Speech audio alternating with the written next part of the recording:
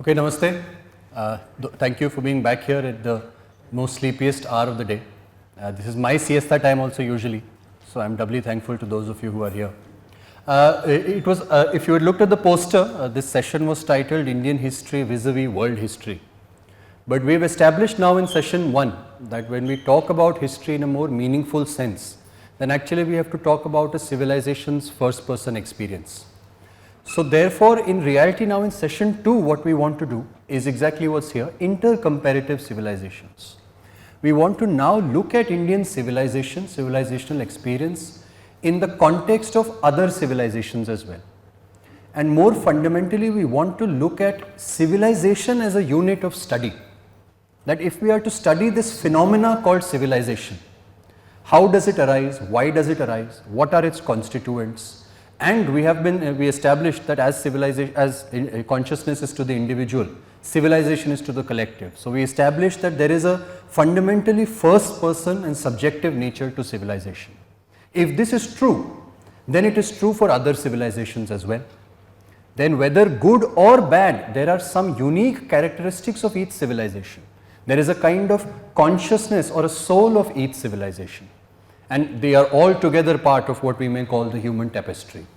So this session, it's going to be a bit of a text dense session. Part of it, we should think of it as a kind of literature review.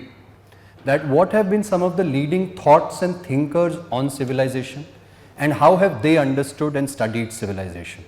And then we will try to see what kind of learnings that gives to us or reflections that gives to us in the Indian context. That's our overall objective. But more than just hearing about India, which we've done in the first session, now we will try to get some sense of some frameworks. What frameworks, what models can we use, and what can we identify using these frameworks and models for other civilizations. That same exercise, though, of course, will also give us information on Indian civilization in each of these cases. So we'll begin. Some context. So as I said, we are not now talking about history. We are going to talk about civilization as a phenomenological unit, which means so phenomenology is the first person study of things. So if we say that civilization is a phenomenological unit, which means that the true study of civilization can only be from inside out. There is this concept of the etic view versus the emic view of things in the social sciences, where the etic view refers to looking at things from the outside, but the emic view refers to looking at things from the inside out. So we want to understand the emic views of different civilizations, and therefore as a phenomenological unit. And of course, when we do this, we would then ask ourselves that what would the Indian approach to this look like? Though a lot of it, we've already got a sense of that in the first session. We are also inspired here by what, at least in my case, I think I learnt of this very concept from Sri Rajiv Malhotra ji, the idea of a civilizational grand narrative. That it's from Sri Rajiv Malhotra ji that I first at least understood and heard that India is a civilization state. At the time when we were stuck in debates on whether India is even a nation or not. And in fact, yesterday I'm actually happier that Sankrant Sanuji is not here. He was there yesterday. But in my own journey, actually, I've learned so much from one of his talks. I encourage everyone to see that talk on YouTube. Why India was always a nation. It's a very old talk by now. I think it's 5-6 years old at least. He delivered it in Gurgaon at some point. But in that one talk of 1.5 hours, he will actually decolonize you, if not fully, then at least by a large margin. So I have picked up these ideas from great stalwarts and scholars such as them. And wisdom begins with a definition of terms. So this is a quote attributed to Socrates, but different thinkers have actually expressed it in different ways. Einstein used to say that half the problem is in defining the problem statement itself. And if you define the problem statement, there are engineers here, I probably don't need to belabor that point. So wisdom begins with a definition of terms. So let's ask ourselves, what is civilization in general and as a subject of scholarly inquiry? How have civilization and culture been compared to each other? And of course, what is the Indian idea of these? Why India was always a nation? Sankrant Sanuji. So now, this is one definition that comes to us for civilization. Any complex society characterized by the development of state, social stratification, urbanization, symbolic systems of communication beyond spoken language. And there's another one which comes to us from Samuel Huntington in his famous Clash of Civilizations, that civilization is the largest aggregate of humanity that exists. Now notice that quite like consciousness, These are definitions that seem to work. They can give us an outside in definition of things, but they really don't tell us much on what it feels to be a civilization. Similar to if you start to define consciousness as information processed in extremely complex ways, that is one of the leading neurological definitions of consciousness. It tells us little to nothing about what it means to be alive, what it means to be self-aware. So similarly, they are good working definitions, but they actually don't inform us much on the inside, the emic view of civilization. And what they point to is the fact that we tend to define civilization by material artifacts, by material indicators. So the moment we start seeing agriculture, monumental architecture, infrastructural artifacts, institutions, trades, weights and measures, currency, that is when we start to speak of civilization. And in fact, it is this which also hinders and prohibits our ability to imagine ancient civilization. Because whenever there is talk of ancient civilization, our tendency, because of this lens, is to imagine कि अरे उस समय भी technology रही होगी, ये कैसे हो सकता है? If if the periodic table was discovered just a few centuries ago, if the entire plastic revolution happened just a few centuries ago, then we cannot imagine that the humans might have had a progressed state 7,000, 10,000, 20,000 years later. But that's because we are defining civilization and progress by these material hardware artifacts. And in fact, we'll come to it, but I'll mention now that there are alternate views of civilization as well, which actually if we use them as a barometer, we will come to it, then it could be argued that civilization might be as old as human wisdom itself, as human quests for harmony itself. And therefore, we will have to revise how we look at civilization, how we define civilization. It is also often contrasted with culture. In fact, it's quite interesting. We use the word culture even in the context of insects, bacteria. There's bacteria cultures we talk about. But civilization, for some reason, we have always retained for ourselves. Please. Can I come to it in the end? Yeah. You're preempting my entire thread. But yeah, a fair question, and yes, we should come to it. Yeah. So culture के लिए बोलते हैं कि it is encompassing the range of phenomena transmitted through social learning in human societies. So what this means actually, it points to the fact that culture might be looked at as a means to civilization. Because if civilization itself is monumental architecture, trades and measures, weights and currencies, agriculture, then obviously these are the outputs of a long line of transmission through social learning in human societies. Right? Even now, now we can bring in the Purans again, and I mentioned Prithu Venya, for example, and Adi Raja, he's the first Chakravartin. The Purans are very clear. They mention that before Prithu, humans ate raw grain. They did not till the land. And after Prithu, they began to till the land. So now agriculture had come about.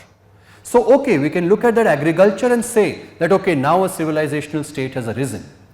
But all the mechanisms where humans might have experimented with different seeds, they might have learnt that okay, this is raw seed, if I throw it somewhere, a plant may grow out of it, I can get more grain from that, and therefore now I can start getting grain myself. That would have been a journey. And when we say culture, usually we are talking about that journey and transmission. So in other words, culture can be understood as a roadmap towards civilization. It leads us or points us to a civilizational state.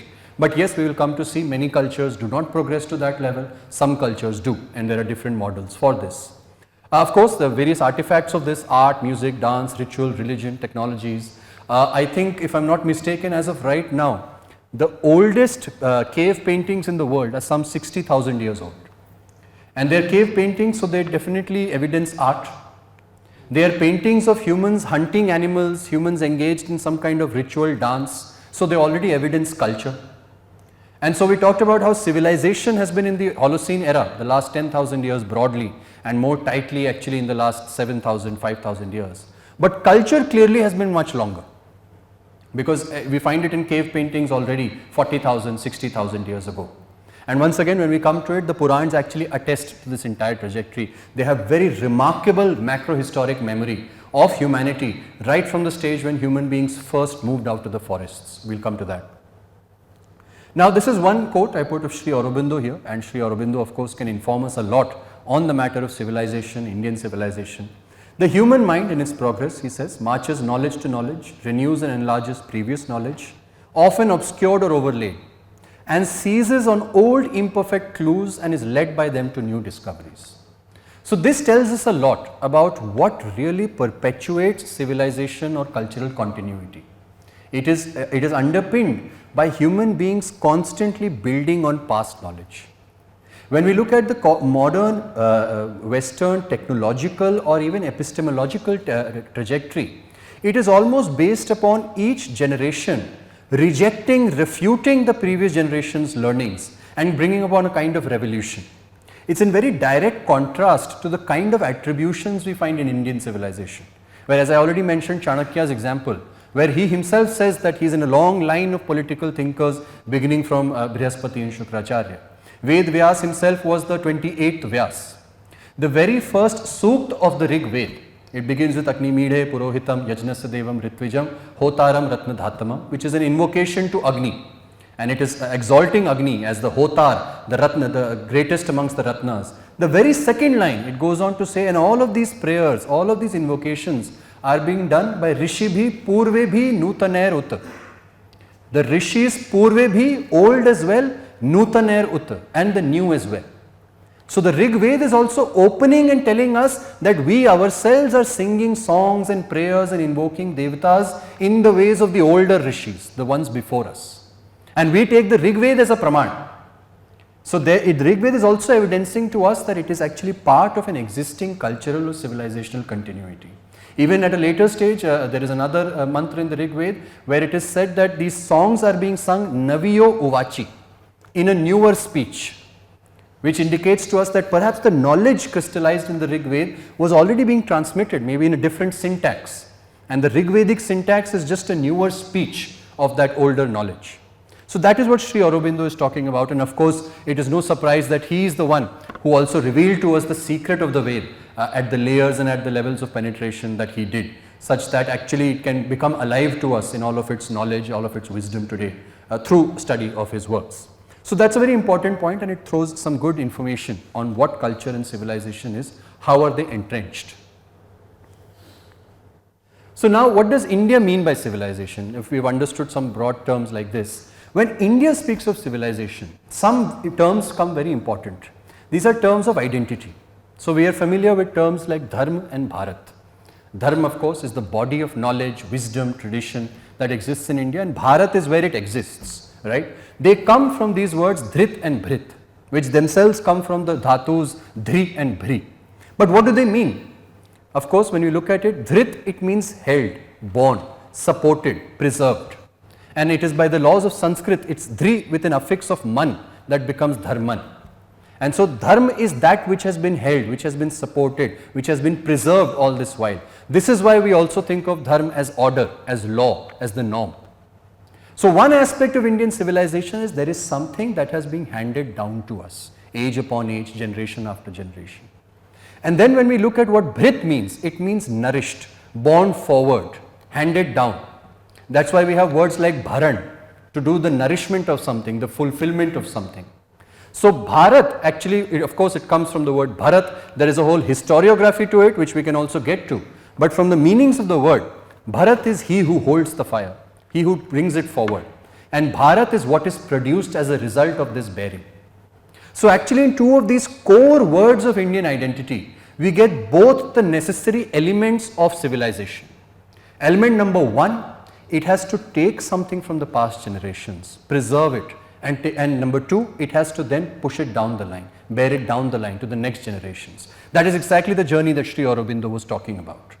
So the very core words of Indian identity are words related to continuity and preservation, words related metaphorically to a kind of carrying of the civilizational fire, the carrying of civilizational Agni. And not for nothing is Agni such a central totem in Indian civilizational thought. It is not just the physical Agni, it also becomes a metaphor for the lamp of consciousness within us.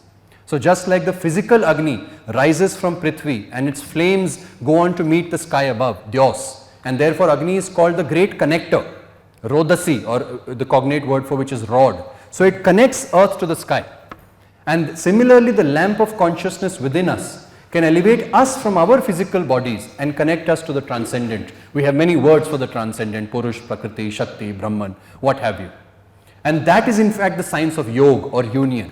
So these interconnections, they work at all levels of Indian civilization, But all of them are talking about some kind of continuity, some kind of passage of form, some kind of ascension from one state to another. That is core to the self-nature of Indian civilization. And therefore, we can think of civilization as a lamp of collective consciousness. Now, what can we say about this and what can the lamp tell us in general? This is what we will come to. Another thing to keep in mind, we have yet another meaning of our word of our identity, Arya. In the previous session, we of course examined that word in a historical and political sense of Aryans. And there is a great debate on who were the Aryans, what were the Aryans. But all of that debate has misled us from some very core sense of the word Arya. By the rules of Sanskrit language, Arya comes from the word Rit, where it is the present continuous form of Rit. Rit means motion, and so always being in motion ko hum bolte hain Arya. It is related to words like Aranya and Aranyak. It is related to words like Arth. It is related to words like Rath. All of these are grammatical rules and forms coming out of the same root sense. So to be an Arya is to be constantly in motion. But more accurately, it is to be constantly in harmony. Constantly in harmony with what? With the natural order, with Rit. So these core words of Indian civilization are actually very directly telling us what Indian civilization is and what Indian civilization wants to be. It wants to be in harmony with Rit. That is why we want to be Arya. And of course, through the evolution of social trajectories, Arya then eventually came to mean being noble, being full of values. But what gives you nobility? What are the good values? What values do we consider good? It's values of harmony. Values, as Pankaj mentioned in his first session, Dharma always balances, it always harmonizes. So all of these are carried in these core words. And so now we actually arrive at a newer definition for civilization. This is given by a Japanese professor, Yasuda Yoshinori. And we will come to this. In fact, it's very interesting to note when a European thinker of civilization speaks, or when a Western thinker of civilization and a Japanese thinker of civilization, you will see the chasm of difference, which points us to the reality that civilization is so first person that it is almost impossible for someone of another civilization to truly define civilization in general. But of a Japanese descent and of a Japanese mentality and informed by Japanese history, Professor Yoshinori says, civilization begins to appear when a workable system for living, that is, a proper relationship between man and nature, that is the harmony that we are talking about, is established in accord with the features of a given region. Now, if this is the definition of civilization, then how can we say that civilization might not have existed 20,000 years ago, 40,000 years ago? How can we say that the forest tribe today that knows to live in harmony with its local environment is not a civilized tribe? Why do we call it uncivilized? Why do we call them primitive? In fact, think of what flip the world has taken, that we think of mountain worship, tree worship as primitive or superstitious, but we will celebrate World Environmental Day, Tree Planting Day. And we talked about the importance or non-importance of rituals. This is the importance of rituals. Tree Planting Day or World Sapling Day is also a ritual. Our schools train us into those rituals. But the worship of a river was a different ritual, and the culture had always trained us on those rituals. So these are some differences that of course have begun to arise in how we look at these things. But to my mind, this actually is a more accurate definition of civilization, especially because it also says established in accord with the features of a given region. So it tells us, just like how our conscious experience is going to be so malleable given the body experience. When we are sick, our experience is different. If we are intoxicated, our experience is different. If our body becomes deficient or disabled in some ways, our experience is different. And in similar ways, what the civilizational experience is going to be and how the nature is going to develop will depend a lot on the features of a given region. Why? Because that is the natural environment of a civilization. And civilization is a proper relationship between man and nature. And therefore, actually, it should not arguably be too much of a surprise that only in the desert did the concept of a one true God arise. Because what happens in the desert, wherever you look, you will see mirages everywhere. Only one of those mirages will be an oasis. If you follow those false mirages, you are going to be led to thirst and death. You have to find that one true oasis, and only that can lead you to heaven, to salvation. That mentality, it's natural for it to arise in a desert. But there's no way for that mentality to arise in a fecundity of rivers and forests. एक नदी के बाद दूसरी नदी के बाद तीसरी नदी, अरण्य के बाद अरण्य, जंगल के बाद जंगल. that will give rise to a consciousness and a mentality of plurality, of the manifold, right? So, I mean, this is a very reductive example, but it points to how Prakriti impacts Sanskriti. And this now gives to us one of the first words, sir, towards answering your question. What human beings have been born into is a prior and preceding creation. The prefix pra in any word, it relates to that. So, Prakriti, that which was created beforehand, that which preceded us. And in that, what do we create? Sanskriti. Now, in Sanskriti, this samyak prefix has two meanings. One, it also means well done, which means it's deliberated, it's not accidental. We have designed this ourselves through our own wisdom, through our own organic will, which Sri K.M. Munshi talked about. And sam also means collective. It's not my design, it's not your design, it is our design. So, in this Prakriti that we come, we create our own designs, and that is what become our Sanskritis. So, that is in fact the way to understand civilization, and I think Pankaj might have mentioned it, or if you read some of his writings, that culture is a stand-in for nature, and it's that same quest for harmony between man and nature that this is pointing to.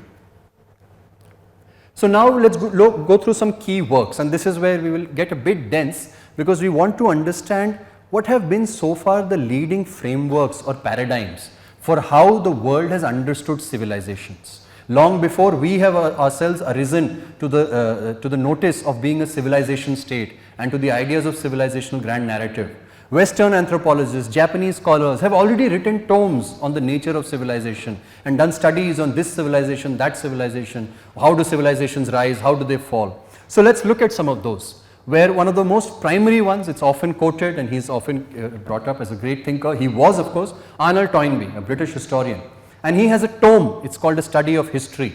You know, it's a very fat book, I haven't also finished it. In fact, by now when you see those fat books, you think, yeah, isse acha fir koi purani pad lete hain, you know, if you're going to spend time on reading something so thick. But as a paradigm, there are some important points that his work raises and some important critiques that we must become aware of to his work, because then they inform us further down the line. So, his primary concern was actually how civilizations respond to challenges. And in fact, his thesis was that civilizations arise or decline in terms of how well or poorly they may respond to challenges. So, he talks about how civilizations are born when challenges meet opportunities. And of course, civilizations will decline when those challenges are such that civilizations are unable to respond to them. So, he gives many examples, one of which being the flooding of the Nile river was a challenge, and that gave rise to the kind of collective impetus in ancient Egypt, where they had to coordinate, they had to plan, they had to organize, and therefore it was pivotal in the rise of Egyptian civilization. One example.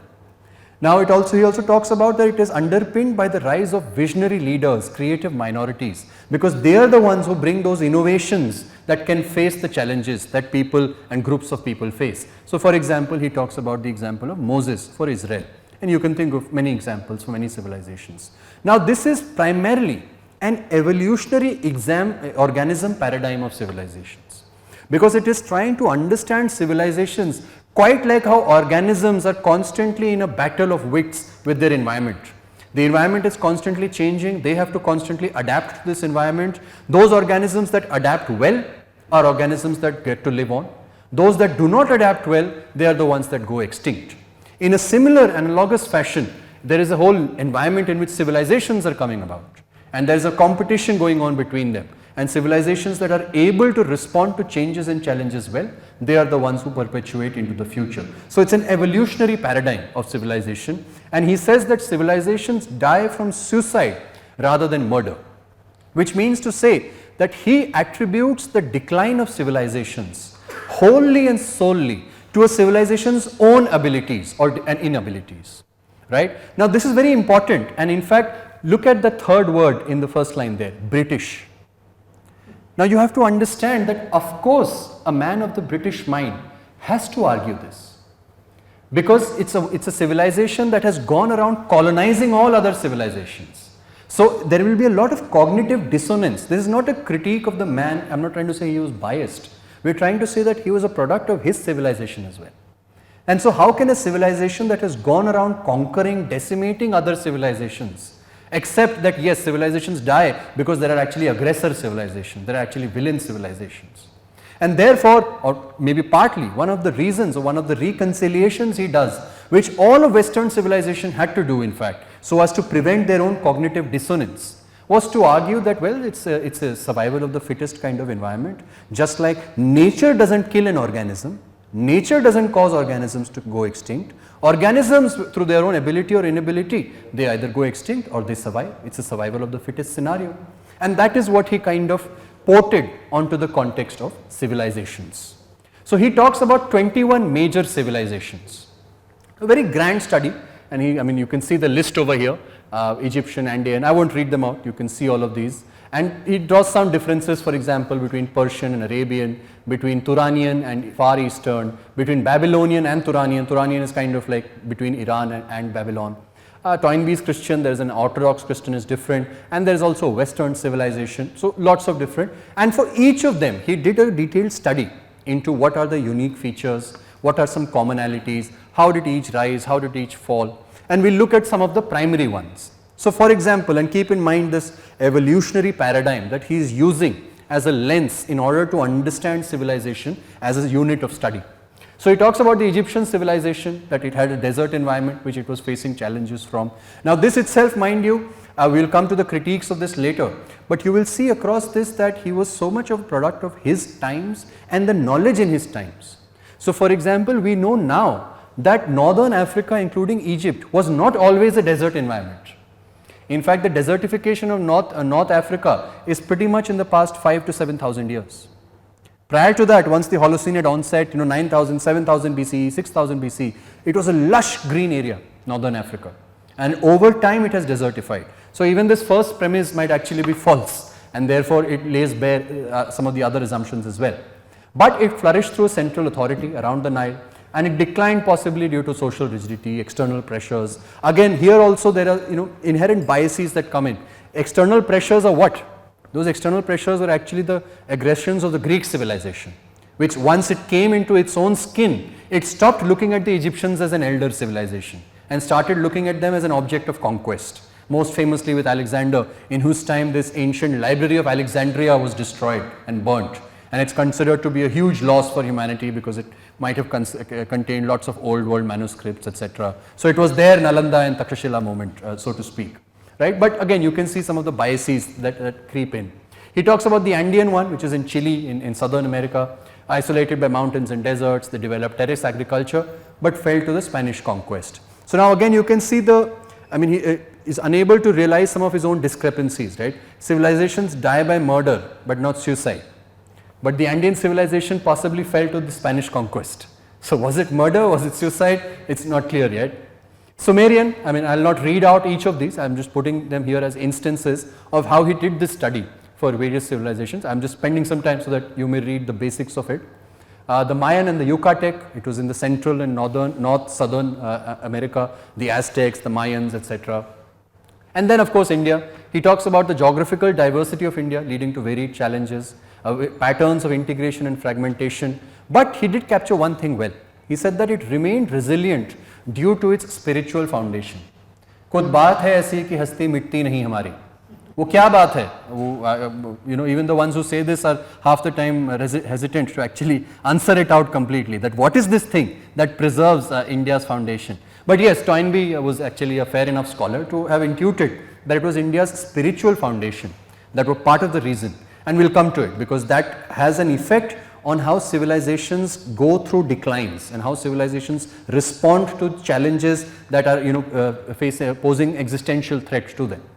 And then he talks about other civilizations as well, the Hittites, the Chinese, of course, a big civilization, Minoans and Cretans. These are the early Greeks, the Minoans and the Cretans, the Syrians and the Babylonians, the Greek civilization, which is the later Greek civilization, and then Western civilization. You look at this interestingly, Western civilization faced barbarian invasions. So you have to wonder who is the Western civilization here and who is the barbarian here. But very much a British scholar of his era, and you see this in all British anthropologists, sociologists, cultural writings of that time. Orthodox Christian, Arabian, right? Now what are some of the limitations of this? So what are the critiques offered to Toynbee's model? Number one, too vast to manage effectively, right? So it has so many generalizations in it. Number two, by attempting to encompass all of history, which in itself it's a fair quest. But number one, it's also coming from that same imperative we heard of in the first session. That's this compulsion to take all stories of the past and fit them into one narrative, right? Whereas it's a very direct compulsion which shows the discomfort with multiplicity, with plurality, with the simultaneous coexistence of multiple truths at different levels, multiple realities at different levels. There is always this, it's not just monotheistic, it's mono-everythingistic, right? And that you see that in their thought. And therefore, in order to do this, he often shoehorned facts to fit his theory. It's a very natural tendency. There's a whole movie called Pi. And in that movie Pi, this character, his math professor, he's trying to tell his math professor that he's noticing some pattern in number everywhere. So he's trying to tell his professor that there's some cosmological number, and the professor tells him that if you start looking for the number 216 everywhere, you will find the number 216 everywhere, which is the confirmation bias, right? So I mean, of course, he was also plagued by that as much as any of us would be. It was arbitrary and Eurocentric, you can say this for most Western thinkers, yes, and there was an emphasis on Christianity and his own personal spiritual beliefs, which you can see colored how he characterized all of these civilizations. And he relied on a lot of secondary sources for information. So secondary sources se kya hota hai, if one source has already engendered some bias or it already has some discrepancy, and then you start to use it, so you are also going to pick it up without correction, right? So a lot of his views about different civilizations were actually views that were formed by his predecessors and his people who studied it 2 decades before him, 5 decades before him. But all of this was happening during Europe's ascendancy, and when Europe was starting to realize the white man's burden to civilize the entire planet, right? And so all of those biases also came in. In fact, we talked about Professor Bal Gangadhar in the first session. He has another quote. He says that all of modern social sciences are actually the Western civilization in conversation with itself.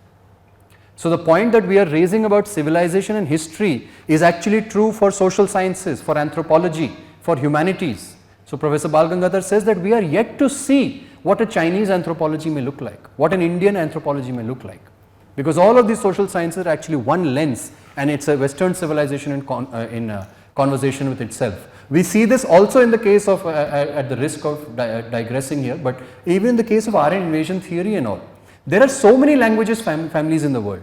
There is an Afroasiatic language family, there is a Tibeto-Burman language family, there are the Sinic, the Chinese side of the language families, Semitic language family, there are language families in North America and South America, but for none of them you see this kind of obsession and homeland debate. Why is it that only for Proto-Indo-European there is so much obsession, we have to find the homeland? Well, it's because Proto-Indo-European languages are the ones whose descendants have come to Europe.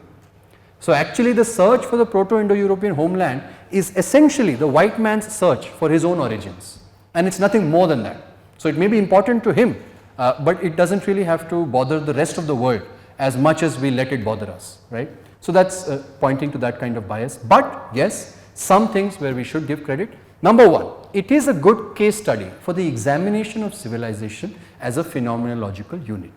He might have got the things wrong, but his intent to try and understand each civilization's story in its own context, that intent was a correct intent, and that is in fact the intent that we are also here on. It's precisely what we mean by a phenomenological study of civilization. And he also did investigate the life cycle of civilizations. Again, we may agree or disagree with his model, his theories, but yes, he did ask the question that I think you asked in the previous session, or someone did, that why do civilizations decline? How do decline come? If civilizations are doing, especially if a civilization is doing well, then what really causes or precipitates a downfall? He of course gave certain reasons for it, but those are the right questions to ask when we want to try and understand civilization.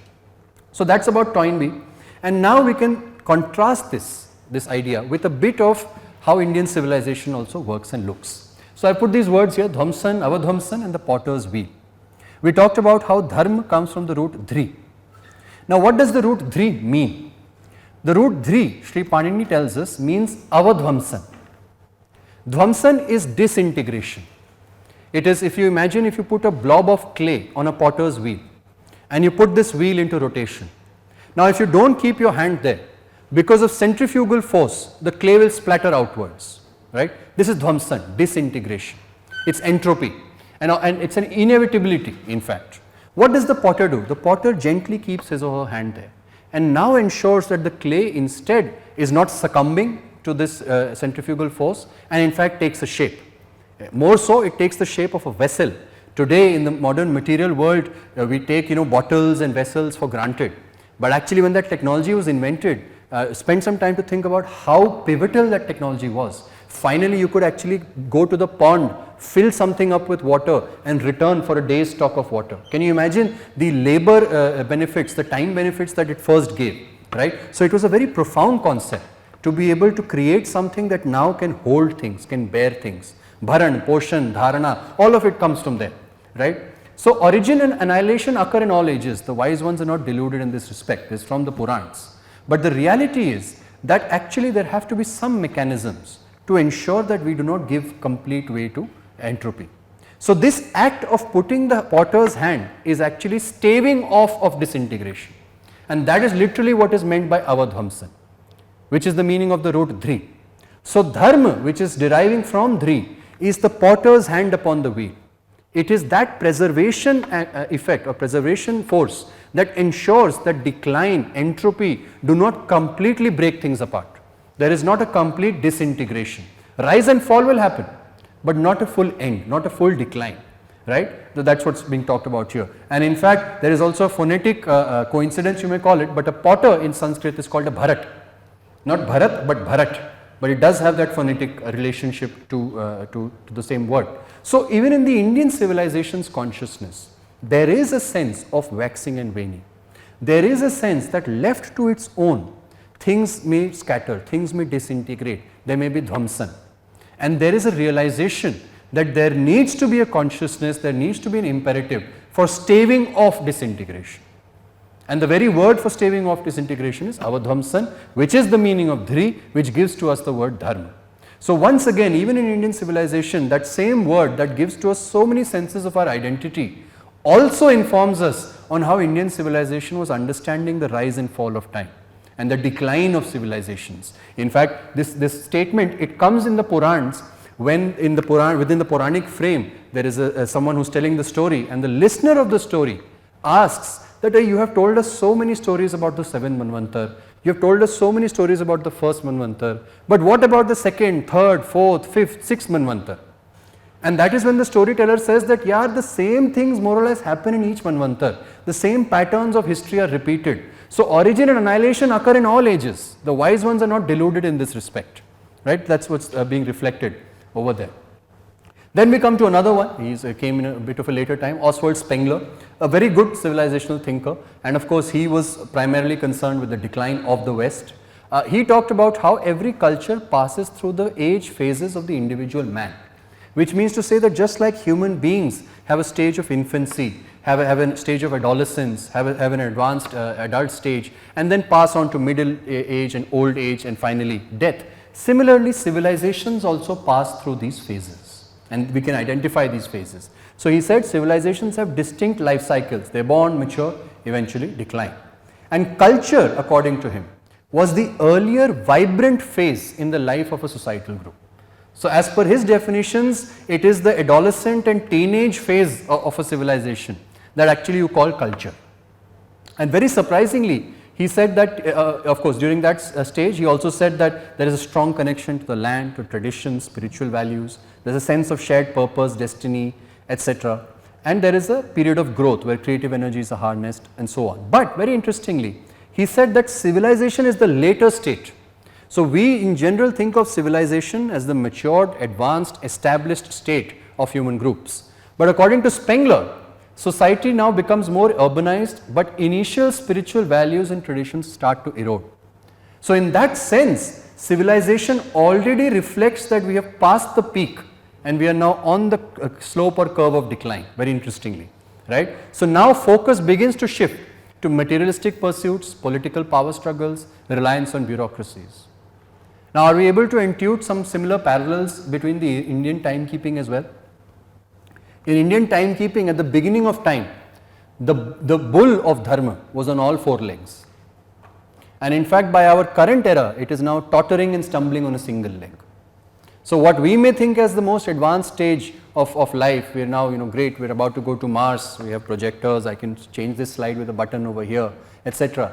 But already the things that really made us, which was our sacred connections, our spiritual values, our traditional values, that is what gave to us our identity, that is what gave to us our collective sense. Those are already under threat, those are already on decline. So, this is a very interesting way of looking at civilization. And mind you, he is not saying this only for an Indian context, right? There is a very general study of civilization he is pointing to. In fact, his interest was the decline of the West. So, what he was arguing was that in his own time also, he was telling the West that you are already in a declining state. You may call it civilization, but already your traditional values have started to erode, and in fact, you have shifted to material pursuits, political power struggles, reliance on bureaucracies, etc. So, that is Spengler, and instead of creative growth, it sees crystallization and fossilization. That is how he talked about it. So, now when we look at civilizations as organisms, as he suggested, that you can think of every civilization just like you think of the life stages of an organism. They have an organic and predetermined life cycle according to him. Very crucially, he said that that can't be altered. So, from an Indian civilization point of view, the contrast to draw is, according to him, every civilization that comes into existence will go out of existence.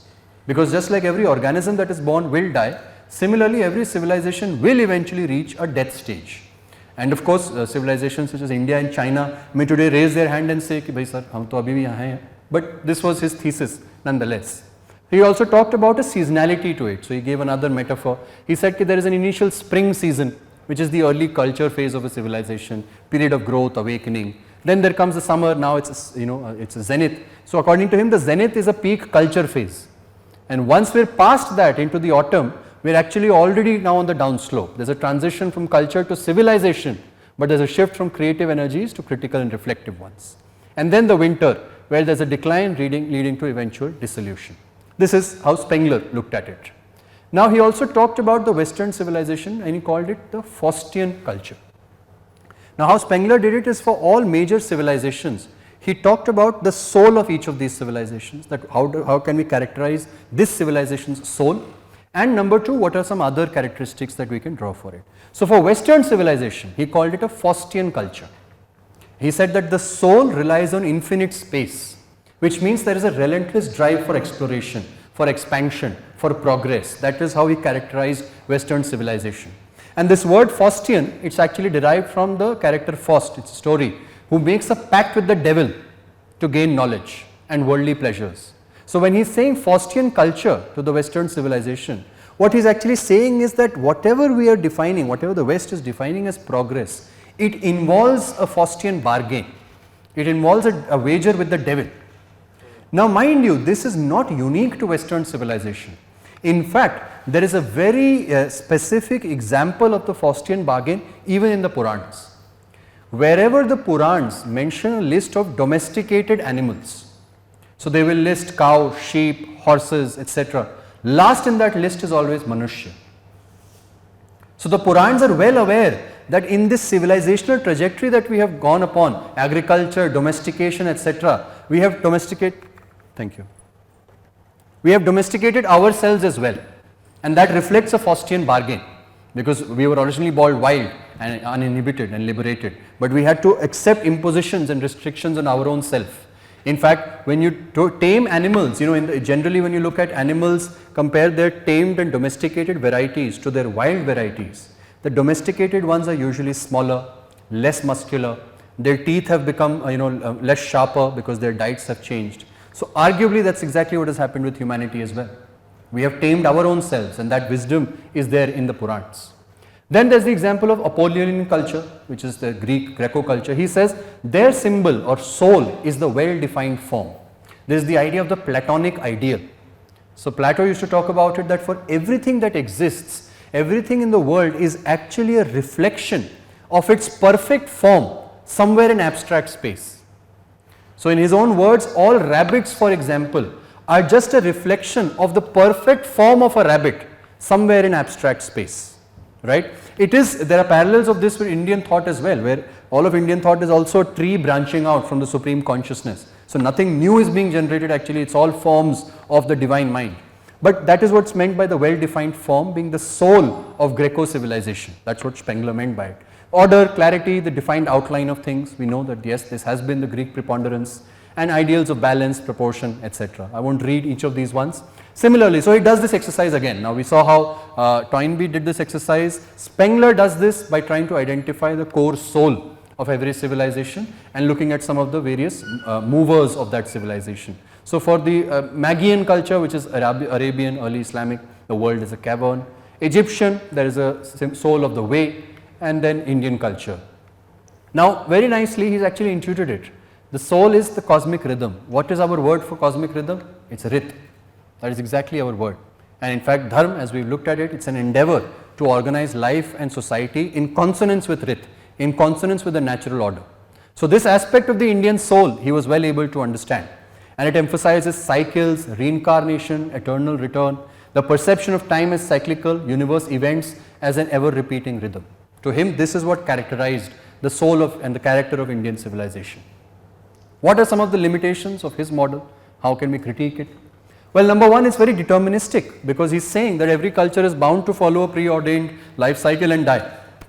But there is no law, there is no proof of this, that civilizations or that any human societies will follow a fixed predetermined pattern. There is no evidence of this. So in fact this very assumption is not well founded. As in the case even with Toynbee, there is a lot of arbitrary force fitting, shoehorning, Eurocentricity, sweeping generalizations. I mean all of, in fact it is the Western civilization that arguably has more of an issue with Spengler than we do, because everything that Western civilization has considered its zenith, its nadir, its rise, he is saying that that's already in your winter phase, you are already on your decline, right? But people have countered that, because how can you say the era when we reach Mars and Moon is a declining era, right? And societies, as I mentioned, don't necessarily function, evolve like biological entities, but we should give him credit where due. So number one, this cyclical view of history, it was a dramatic shift from the prevalent attitudes of the time, because we've talked about how the overriding view of history was of a linear time, of a single arrow of time. So it started at some point and it's heading us in some other place. But he actually looked at different cycles of history, civilizations having their own cyclical viewpoint, and he did provide a framework for understanding the interconnectedness of different elements of a civilization in its own context.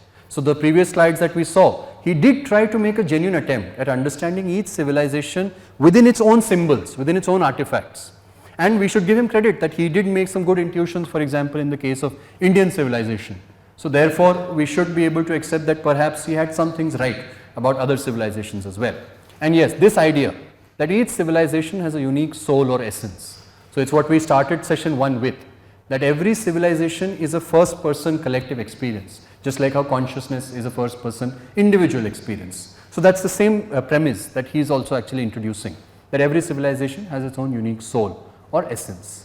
So now we again relate it to some ideas with Indian civilization. Indian civilization has also understood or reflected upon ideas of origin, annihilation, domestication, Chakravartin. We know that there is the idea of Manvantars and Yugs. I mentioned in the previous session also how each Manvantar, it does herald a kind of civilizational reset. It does herald a kind of reordering of Dharma. In fact, for one of the components of the Lakshans that we saw of the Purans, one of the components is when it talks about each Manu, it tells us how each Manu was responsible for the re-establishment of Dharma in their own time, right? So that notion, it talks about how Indian civilization has a consciousness of replenishment, of coming, Pankaj I think mentioned about the seed, right? So there is always a seed from which new future saplings can come about.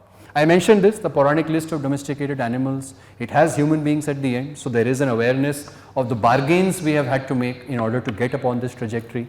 And now I mentioned this, so that when Purans talk about the stages of humankind, a remarkable macrohistoric memory, because they say that first there was a wild and arboreal stage, which we know human beings first lived in the forests. This is where the Purans also start from.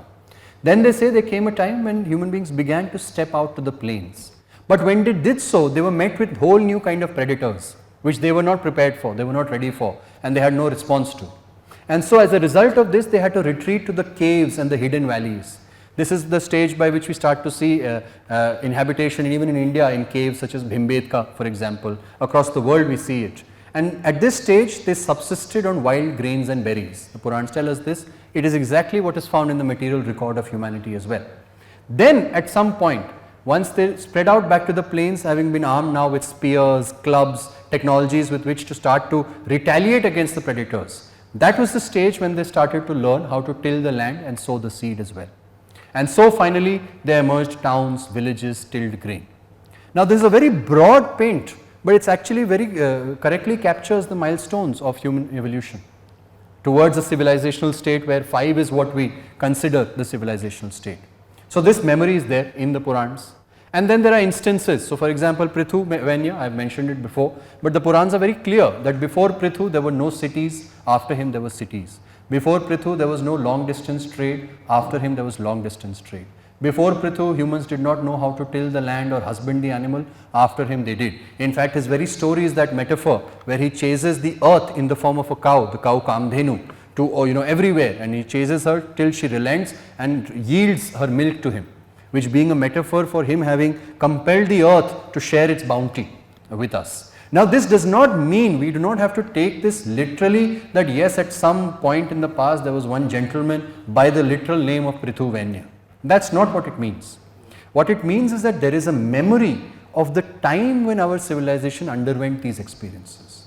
And possibly for a long time there was also memory of the leaders who entrenched this, the leaders who really brought about that collective progress. And Prithu is a name that we have stored as a placeholder for that memory. Right? Similarly, the Samudra Manthan story. The Samudra Manthan actually in the Purans, the Devatas and the Asurs, there are 14 great wars between them. And Samudra Manthan actually reflects one of those wars. But what happens in Samudra Manthan? In this Samudra Manthan now, counselled by their respective gurus, Shukracharya and Brihaspati, they decide to come together and churn the ocean together. And then whatever is extracted from this is distributed among them. So out comes, halahal first, of course, that has to be taken by Shiv himself. But then you have the Ratnas coming out, you have Lakshmi coming out, you have Uchchai Shravas, which is a horse, you have Airavat, which is an elephant. If you want, we can start metaphorizing this as domesticated horse, domesticated elephant, etc. But each goes to each tribe. Even in Prithu's case, it is said that when he started to establish his rule, all tribes were welcome. And those who came, those who willingly offered into the fire also received bounty from the fire. The Devs, the Pitras, the Yakshas, the Gandharvas, all of them. So these two stories together reflect a stage in Indian memory, in Indian civilizational trajectory, when we began to rise above this problem of multiple tribes. Because there is a very tribal state all human beings are wont to, right? It becomes us versus them very easily. Today also we deal with this problem. And ancient India also did. The solution of many modern tribes is actually to either kill you off or convert you. That is one way in which tribes often coexist with other tribes. But another way which we find in Prithu and Samudra Manthan story is of a collective yajna. That what if all of us sacrifice together? What if all of us pour into the fire together? And then what comes from the fire we will all share together. Right? So that kind of memory is there. And then there is the memory of how time resets. So we know this figure called Daksha, we may have heard of him. Daksha had many daughters, he gave all his many daughters to the different rishis, and in fact they became the matriarchs of ancient India. But when you read the Purans, this story of Daksha is there in the first Manvantar, and you continue to read, you will find that after the story of Prithu Venya, in the 6th Manvantar, at some point it said that after a while, after Prithu, his descendants again became disinterested to rule. So again they abandoned the lands, and once again wildness took over, once again the trees took over. And it says once again Daksh had to be born. And so it brings in, if you look at time linearly, it brings in a second Daksh. And this second Daksh has a different set of descendants. One of the daughters from this descendant again marries Vivaswan. To Vivaswan is born a son Vaivaswat, and the 7th Manu comes. So Daksh, is he a real person? Is he a Prajapati who literally had 20 daughters and unki dakshana di? Is he a marker of the reset of civilization? Or does he reflect the fact that we know, as was mentioned in the previous slide, that origin and annihilation happen in all ages, right? And even after a great pinnacle like Prithu Venya, Adi Raja, first Chakravartin, some centuries after him, again there can be a fall, such that the Aranya means running wild, such that the Aranya again takes over the cities. And then there has to be a reset of time, again Daksh comes, again the cycle is renewed, right? So contrast this with the life cycle model that Spengler is talking about. Indian civilization in fact has a memory of renewal, constant replenishment. And Vithu is called the first Chakravartin. Well, the word Chakravartin, it means the turning of the wheel. What is the largest wheel in existence? It's Kal Chakra. Time is the first turner. It turns all things. So these are not coincidences. When we look at these phonetic, root and philological connections of Sanskrit, the language, we find that there is a much deeper understanding of Indian civilization to itself than would be revealed if we just understood Chakravartin as universal monarch. उससे तो कुछ पता ही नहीं चला actually. And in fact, we don't glorify Prithu for establishing some kind of empire across Eurasia. We glorify Prithu for a very different sense. So this is how it contrasts against what we saw of Spengler's model. Then there is a model by a Japanese thinker, Shuntaro Ito. Shuntaro Ito, he talks about different revolutions. So is that civilizations are moved forward by different revolutions, and he gives some stages of these. Not all civilizations move through them in the same way. Not all civilizations will take the same time in each of these levels, and these levels will overlap and interlap in different ways, but broadly there is an anthropic revolution followed by an agricultural, then an urban, an axial and a scientific revolution. What does all of this mean? So for the anthropic, he talks about when early humans began to differentiate themselves from other species. So it's a very, very prehistoric stage, right? Even to this day, for example, we know in the wild that chimpanzees, gorillas are closest cousins. They do look for, let's say, a sharp-edged stone in order to crack open a nut, crack open a shell. So they have some sense of the usage of tools, but they do not invent tools themselves. And in fact, the gorilla who even knows to find a stick in order to stick into the water to fish, it's not that that gorilla's child would now learn it and iterate on top of it. You know, that will be a single skill a single gorilla will have. Just last year, maybe some of us might have seen, in Indonesia, they noticed an orangutan who had an injury on its face, and they saw the orangutan using a particular sap of a particular leaf as an ointment on its face. तो orangutans में भी धन्वंतरी आ चुका है, तो उनका भी अब anthropic revolution शुरू हो चुका है. But they are also starting to now differentiate themselves. But anyway, this is what Shuntaro Ito says, that is the first revolution that happens in human groupings and human cultures on the road towards civilization. Then there is an agricultural revolution, of course, when humans transition from nomadic hunting and gathering to settled agriculture. Then there is an urban revolution. We've talked about this, the rise of urban centers. Notice the parallels between this with the stages that we just saw in the Purans also of human evolution. So the anthropic evolution is that arboreal stage, wahin se we started to differentiate ourselves in the usage of tools. Then we eventually emerged out, and there was a transition by which time we learned how to till the grain. That's the agricultural revolution. And eventually when large cities, urban centers were established, that's the urban revolution. And then there is an axial age, which is the age of ideas. So Shuntaro Ito talked about how he drew some parallels that there was a specific time in world history when across the planet ideas were perpetuating. So he talks about the rise of Confucianism, Taoism, Buddhism, Jainism, all of these, and he says that there is this broad arc of human history when all of this arose.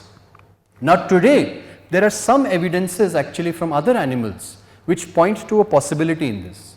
So today they have found, for example, they do these experiments with mice, and they put mice through certain mazes and the mice have to solve those mazes. They have found that if you have one group of mice on one part of the planet, another group of mice in a different part of the planet, there is some kind of morphic resonance field in the species itself, such that if this group solves this maze over here, somehow that other group has also figured out how to solve the maze. Which means to say that ideas sometimes originate in species through some different source. Of course, in India we may say that this is all the descent, and of course it makes sense that when it descends, it will descend universally. But if that is true, as long as it has been found in mice, and if we are similar, then yes, it should not come as a surprise that so many different streams of ideas all kind of arose around the same time. It was the same flowering of instinct in humanity. And there are other theories that also actually talk about this, eventually leading to the scientific revolution. Yes, please. You talked about several landmarks of exploration of history. Nowhere explicitly talks of the advent of fire and the ability to control it. Ji. Because we are all the time assuming that we started as hunter-gatherers, but I think there is also a simplification to that theory. Yeah. That originally the nature was already providing us fruits to eat. Yeah. Until we controlled the fire, we were not amenable to eating flesh. So yeah, so these thinkers don't talk about it, but actually fire is absolutely, it's the earliest technology in fact, because we're not talking about fire, we're talking about controlled fire. Fire though was always there. We learned how to control fire, which is a technology. In civilizations, this consciousness exists. So amongst the Greeks, for example, there is the story of Prometheus. Prometheus stole fire from the gods and gave it to humanity. Why? Because he felt that why should gods only have this power? Why can't we humans also have this power? And for this he was cursed and he was punished, that how dare you give to the monkey the power of the gods. But contrast this with the Indian example. In the Indian example, in the Rig Veda, Rishi Bhrigu is credited as having gifted fire to the Aryas. Right? So in the Greek myth, it is a human who somehow steals this from above. In the Indian story, it is bequeathed by a Maharishi himself. Right? And it's in India then that fire also did become the metaphor that I've talked about for consciousness itself. Right? So in India, yes, there was a different way in which they approached even technology. And we already talked about the wheel. The wheel became a metaphor for Kal Chakra itself. One of the first material technologies was the Rath, the chariot. It was called the battle tank of the ancient era. But the chariot, if you look at the metaphors of the Mahabharata, or I think it is there in Katha Upanishad, it is actually a metaphor for the mind. Because the chariot has so many horses. Those horses are like our own impulses and instincts. Now horses, if they are left uncontrolled, if there are 4 horses on a chariot, one may bolt this way, one may bolt that way, exactly how our impulses and instincts do. They push us this way, they push us that way. What does a good charioteer do? He yokes them all together and ensures they go in a same direction. That is what we must do with our own instincts. We must yoke our mind. And the charioteer is helped how? If they take on Krishna himself as his Sarathi. Which means that we may also be helped if we are able to get some reflection of the divine consciousness into our assistance. So these metaphors are there in Indian civilization, but we are able to get to them only if we look at it from inside out. Only the Indian civilization can excavate this about itself. But the studies which are happening from the outside in, they anyway did intuit at least some India's things about cosmic rhythm, India's cyclicality, but these are too esoteric, I feel, for a Toynbee or a Spengler to have intuited. Too esoteric for them. I would argue that to the Indian mind, actually just with a bit of a cueing, they become very evident, right? But yes, with fire, different civilizations do have a different relationship. In the Greeks, it was a crime that he committed, but in the Indians, it was a blessing. You can actually take it a level further. Amongst the Greeks, the gods have punished you for how dare you control fire. But here, the gods have given it to us ourselves. The deities themselves have brought it.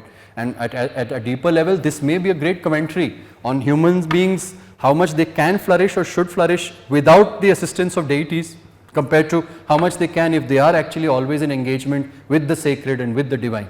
So there, I mean, there's a much deeper commentary to get into over there. Have I answered the point? So yeah, so what he says is that this phase, urban, axial, scientific, that is what Shuntaro Ito calls civilization. So this was Shuntaro Ito's model, where he talks about again the same thing, that culture is a roadmap towards civilization.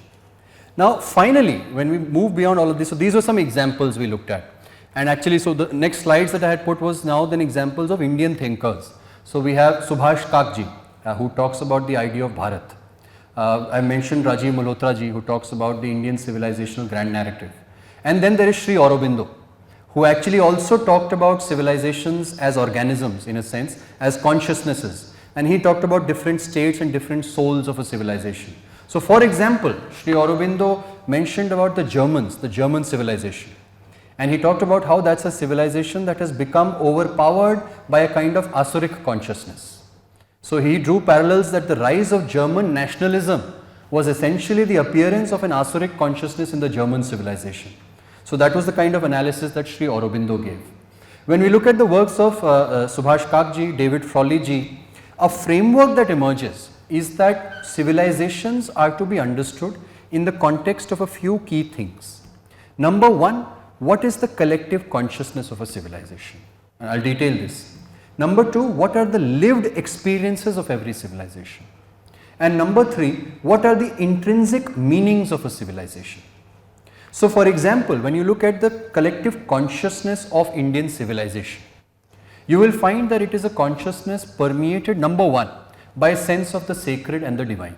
You cannot separate that from the Indian consciousness. You and I as individuals may say we don't believe it, we are atheistic, we are rational, we are agnostic, all of that is fine. But the Indian civilization itself has always maintained that it is in engagement with the sacred and the divine.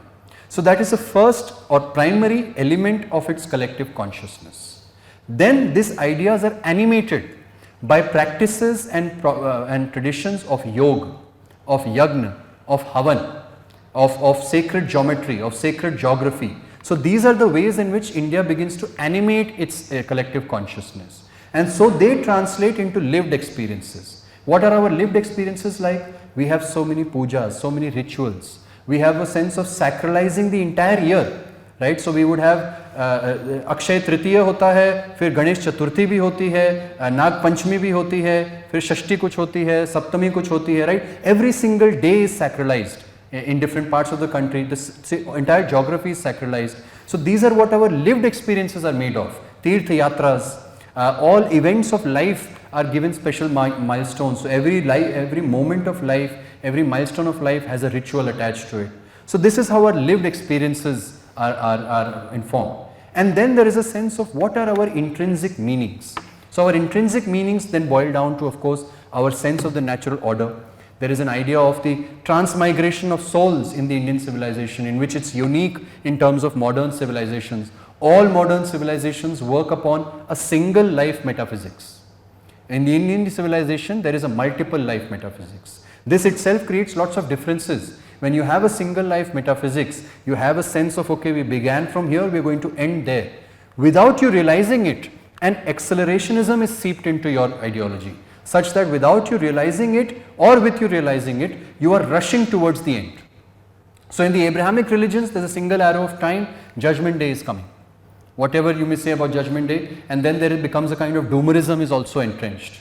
When you look at modern capitalism, or even communism for that matter, you may think that they have nothing to do with metaphysics. But of course they do, because they are all based upon a single life metaphysics. Capitalism very much asks you to believe in a God. It asks you to believe in the invisible hand of the market. That is also a belief in a God. And it wants you to have the faith that if you let this God enough time, this God will somehow bring about a utopia such that prosperity and profit will be equally distributed amongst all of us. Right? वो तब तक Elon Musk Mars पे पहुंच गया होगा, हम यहाँ पे प्रदूषण झेल रहे होंगे, that's a different point. Right? But it asks you to make this belief.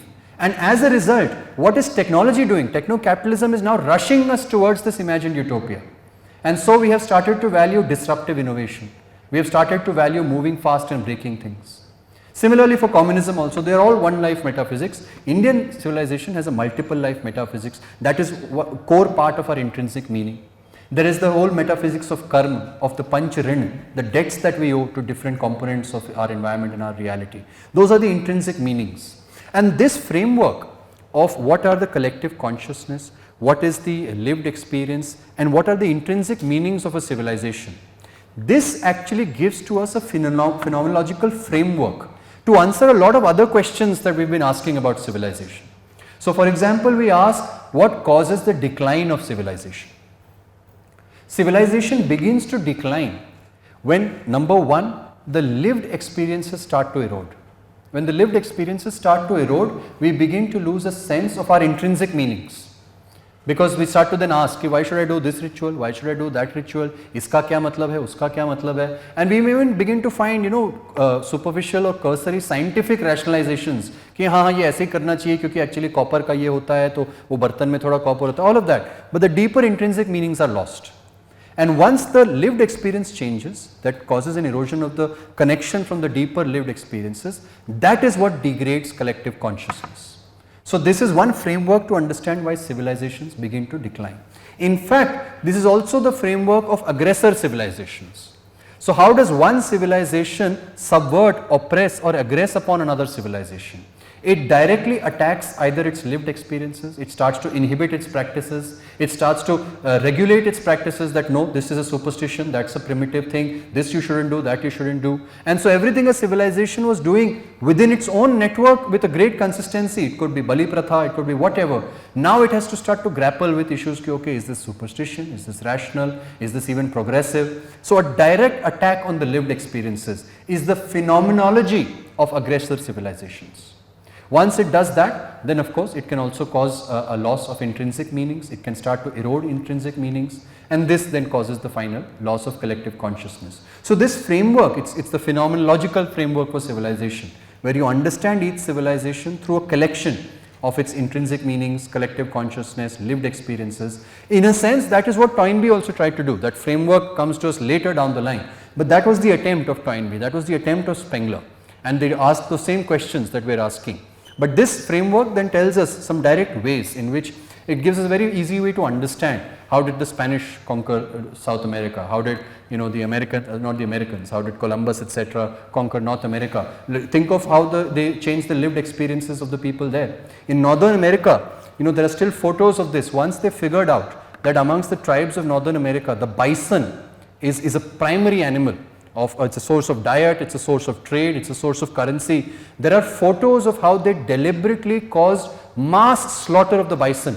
So there are photos of bison skulls lined up into a mountain of dead bison that they killed off. A complete erosion of the lived experiences of people, and immediately then causing deeper erosions. So that's a phenomenology of aggressor civilizations. This is a bit of a unexpected thing. I had a lot more slides I want to talk about. There were details I would get into about what Sri Aurobindo said, what Sri Subhash Kak said. At least I can share with you some of the reading list. If you read Sri Aurobindo's Foundations of Indian Culture, of course, is a very great work. He also has the idea of human unity. My laptop's actually back in the guest room, otherwise I would have, I'm sorry.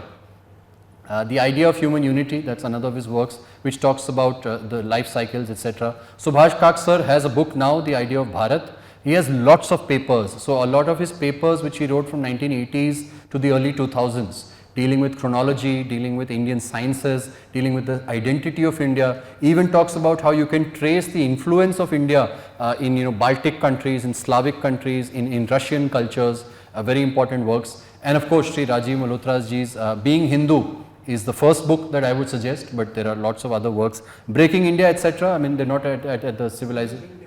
Being different. So that really tells us a very deeper sense of how to think of things from an Indian point of view. So I'm sorry, I don't know how to continue from this further, but I hope we've got some sense of civilization as a unit, commonalities between different civilizations, how different works have been produced on it. And fundamentally, I would hope that at least we've got a different lens to understand Indian civilization from the inside out. You may not have agreed to it, and I'll return then to keep thrashing this out with you, but maybe some point has been made here.